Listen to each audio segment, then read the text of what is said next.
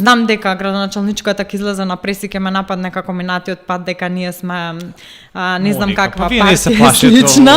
од Воопшто, такви напади. не воопшто, меѓутоа одговорно тврдам дека нема капацитет и дека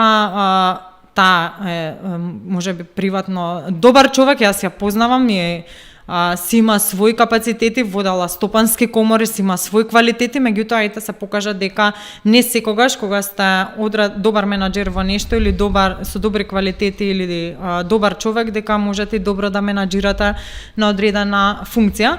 И веројатно ќе требаше да имаме сега референдумско изјаснување или можеби со парламентарните избори заедно и ќе спасевме нешто од нешто, ако ништо друго барем да не се гушиме во смок или да не газиме смет или да немаме птичи грип. И да имаме колку толку редовен превоз како што беше порано, да се чисти контејнери, не да ги сликам јас секоја вечер кај ќе пројдам да видам контејнер полн. Скопје можеби се ослободи, меѓутоа се зароби во градежната експанзија, во нечистиот воздух, во сметот и дека Било ли Скопје некогаш попорилјаво од сега? Па јас искрено не памтам. Ако вие памтите. Еве сега гледам во коментари викаат да дадовте бесплатен превоз, автобуси нема.